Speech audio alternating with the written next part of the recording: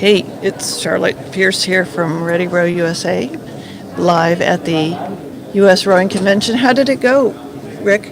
Good? I can only say that it's a good thing I was the only one in the division. You're the champion! Woo! Yoohoo! My friend Rick is here from CRI. And Slower than I expected. yeah, well, there's always a next time, right? Yeah. Anyway, we're here with Holly Austin of Ready, Set, Row, which I've heard about so much because it's kind of like when I see the word ready, I think of the podcast, and then so I've been following you. Oh, good. Yeah, that's great. And I've got your sticker on my Great. computer. But so you just finished a presentation at the rowing convention. I did. Our second one. Yeah, second one. What were the two topics and how did they differ? Yeah, so yesterday we were talking for about an hour, and it was titled Building an Army of Courageous Young Leaders Who Seek Challenge in Spite of Fear.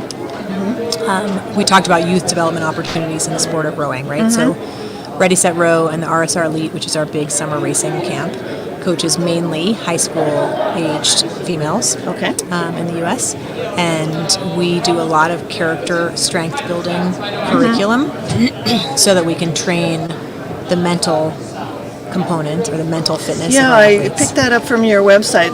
Really well done website. It communicates the essence of your program. Great. Yeah. Yeah. So go ahead. Yeah. So we basically went over both some of the data, right? That we know. We both know that between the ages of 9 and 22, male and female students, not just athletes, but students have this catastrophic drop in their self-esteem. Yeah. And the women fall so much faster than the identified male, and they are in a slow recovery for the rest of their life, sort of even through college. The gap widens because in the early 20s, the men start to rebound in terms of their self-esteem, and the women don't. Yeah.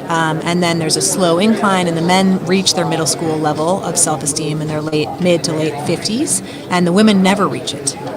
So they are never, reporting self-esteem levels as high as when they were 9 years old. So that was pretty informative to us, and I work really closely with another company called Brave Enterprises that studies fear and the character strength of bravery, and through that work, we found that we saw the same drop for male and female athletes when we were doing bravery training and asking them to do a pre-training survey on self-reported bravery and confidence, just like the self-esteem, and we saw that the bravery and confidence correlated, tracked. Yeah. And that we knew we can train, right? We can educate people about when they feel fear. We can teach them about the character strength of bravery. And as a result, we thought we could build confidence. Focus on bravery, which is discreet. They understand it's a character strength that can be built. They have agency around that, and as a result, they will build confidence. And that's really powerful and sort of the foundation of what we do. And so, we run this racing camp. We also have clinics. We go to teams to teach them about these opportunities, and basically, we try to fortify the athlete from the inside out. Right? So it's not just about the erg time. This is about all these other life skills, all-terrain skills we call it, and they practice it through sport. They're hooked. They care about rowing, so we can use rowing to teach it. Yeah. And then we say, here's all the skills you can learn: curiosity, bravery, mental toughness, resilience. All of these. We have a litany. We have a manual, basically. And do they get that? Yes, they get it. That's incredible. Yeah, and then we are relating it to all these other hard things they're going to have to do in their near future. I don't know, college admissions interview, the SAT, debate team, whatever they're doing. So we talk about, we're fostering these skills, we're going to practice them, then we're going to execute these skills, then we're going to make it harder, we're going to add pressure as you execute these skills, so they're building confidence in themselves and their confidence in the skills. And then we talk about, what does that mean now that you have all these skills? What is that going to look like for the rest of your life? Like now, when this other hard thing, which by the way, when you're older, like really hard things are going to happen that aren't a 2K erg test, right? I could tell them. And we do as coaches. Right? Yeah, we model the bravery and the vulnerability to them, and I tell the story of, when our second child had like a big bump growing on the side of his head, and like one doctor was like, "Oh, it could be bone cancer." I was like, "I'm sorry, what?" And so I tell that story to say, like, at that time, when it was that stressful and I had a 20-month-old and a 7-week-old and someone told me to come back in a few months to see if it got bigger, that is what we're talking about. You need to have resilience to and all the absorb skills that. to manage Right. all those emotions. And So- where are you located? I mean, do you draw from your immediate area? Or Yeah, so I live in Raleigh, North Carolina. Wow. And we basically run our camp at a variety of different locations where we Okay. can lease. I We see. basically lease the water, the boats, the dorms, the Yeah. dining. We go Summer to other only, places. or In the summer only, and right now for girls only. We hope to do a Right. boys camp in 2024. yeah, that will be a whole new set of Yeah, it's actually really like the Yeah. curriculum's the same, but we Yeah. want them separate. Right. We don't want. They're not going to be at the same But location. like what you said with the boys' self-esteem developing. Yeah, it still differently. drops. Yeah, It still drops. Drops, but Yeah. it's It's different. yeah, I mean, it's different. we just want to make sure that they have the opportunity to hear what we're saying Right. and learn all the skills. And when you put them together, our experience is that they distract each other.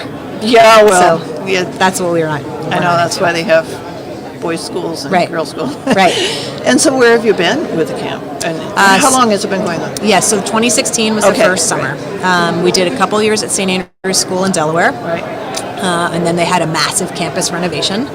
We did a couple years at Brooks School, and then there was a change in the county regs for how to run a camp. Mm-hmm. You know, we have to follow all the same requirements that like a Boy Scout camp in tents has to follow, which I'm like, this is a little different in terms of the red tape for us, but okay. Yeah.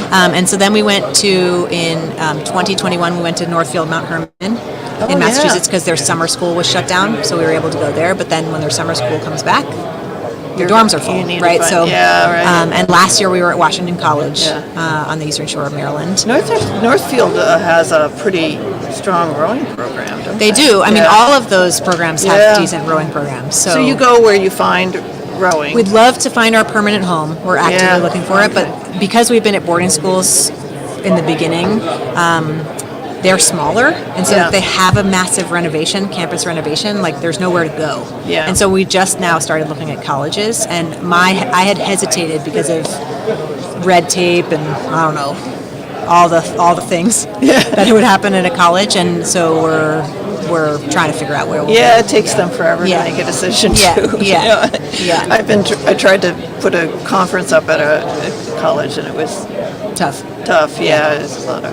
Yeah. Anyway, Yeah. so that was one presentation. That was yesterday's. Yep. And So we went today- over yeah. curiosity, bravery, mental toughness, and distress tolerance were Right. the 4 skills we went over yesterday. And then today we did a 2-hour workshop with about 45 people or so, I think. This was what just finished. It just Yeah. finished, ran over. Sorry. That's okay. The questions ran over. We're good. We're So still good. So we gave a little intro on the data again because not everyone had been there the day before, and then we basically went into 12 coaching concepts to help create this supportive environment that where you can pursue excellence, but it's relevant and it's scaffolded to support those athletes to do that, right? Yeah. So we talked about some concepts that we bucketed is called facts or feelings. It's like these ideas where you're going to have to explain this to the athlete because Yeah. they are mistaking something that they feel for a factual statement about their abilities. Yeah, this sounds familiar. Did you give a presentation, a webinar or something with US Rowing? And Not talk with about US Rowing. Facts and feelings? No, not with US Rowing. Yes, maybe I've seen a video Yeah. or something. Maybe I will. Yeah, you should. You should. Yeah, so we did that's 3 great. concepts for facts or feelings.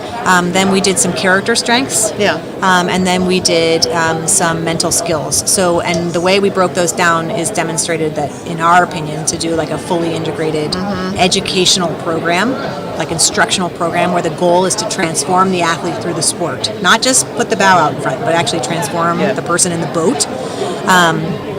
Then you have to think about your culture, then you think about the environment, and then you think about methods. And a lot of people just come and ask me for the methods, and I'm like, Yeah. except you have to do all of these pieces. So the 3 legs of the stool. Yeah. So the culture we are defining as the values, make sure those are clear, they're stated, everyone understands what those are for your club. Then the environment is not just literally the physical environment, but it's the standards and expectations for those athletes, and that is clear, and you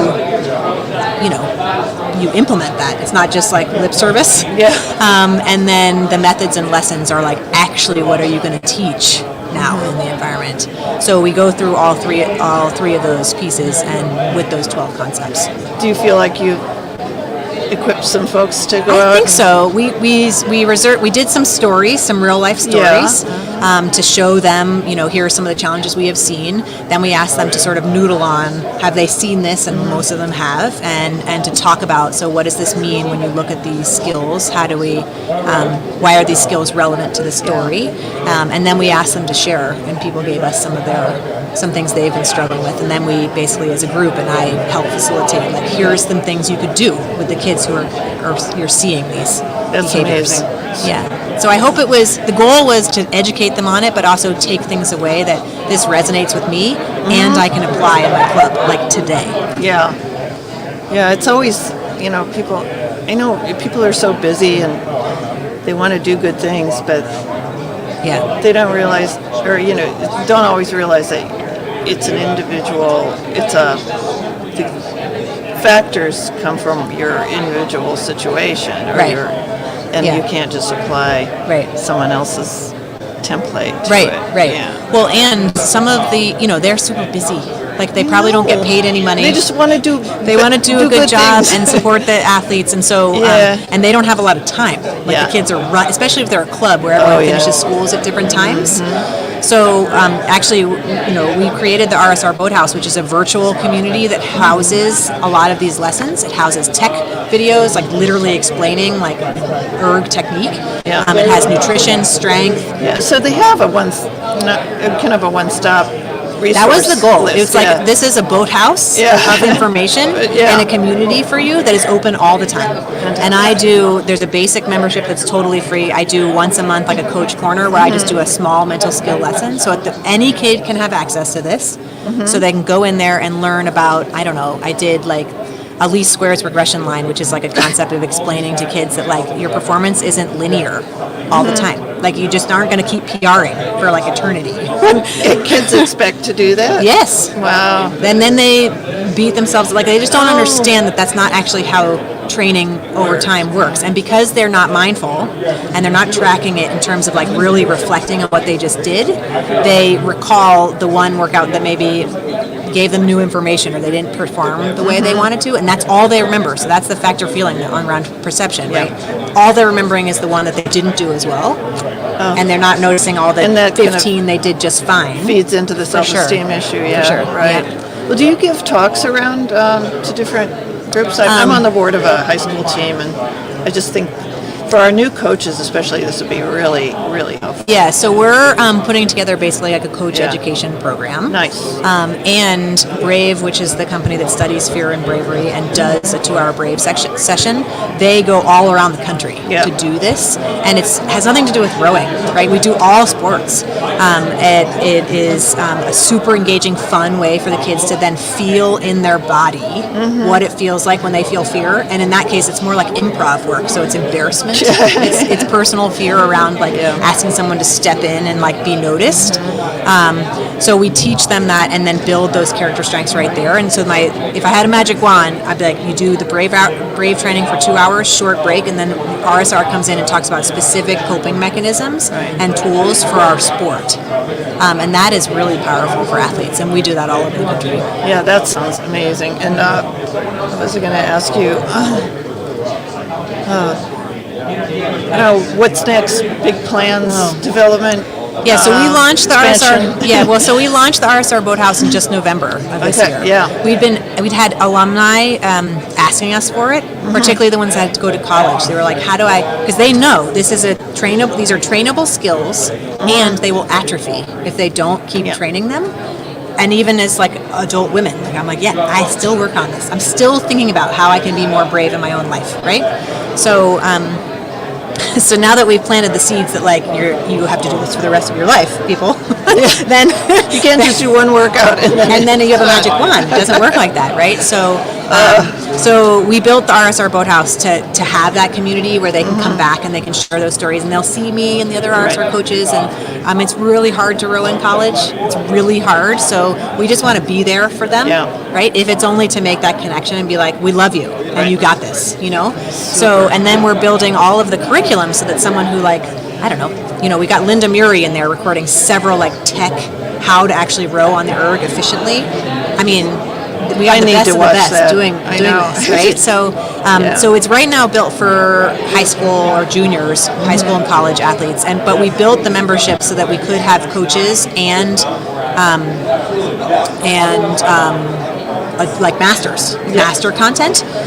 We just haven't built that out yet, and I got 2 kids, so I'm doing all the things. Bless your heart. Oh, And hopefully we how find. old are they? I have a 10-year-old and an 8-year-old, so my girl is right on the precipice of the catastrophic drop. Yeah. She's my petri dish. Good luck. Yeah, It's, thank you. It's a wild ride. Yeah. They're great, but Yeah. we do a lot of this. Like Right. I'm always looking and asking her questions. Right. Well, we're doing a college, rowing to college episode next week with, the Rowers Reach Yeah. people. Yeah. Cameron. Fran and Fran and Carmen. Carmen, yeah. Yep. And so, I'd like to do a series actually. Sure, yeah. So maybe you could kind of chime in with your great. expertise on that. They know about what we do too. Good, Yeah. good. Yeah, I figure they're Yeah. they're nice, strong women, and they've got it going on. We did a couple years ago. We did one report. But thank you so much for Yeah, your well, thanks for time. having me. Yeah, I know it's busy and it's the last of the convention, but I'm glad to have met you. And me too. let's continue the conversation and bring some topics, people that you think should be heard. Yeah, great. Yeah. Thanks. Good luck. Yay. We'll wrap it up. And then we're going to have Brett Gorman Yep.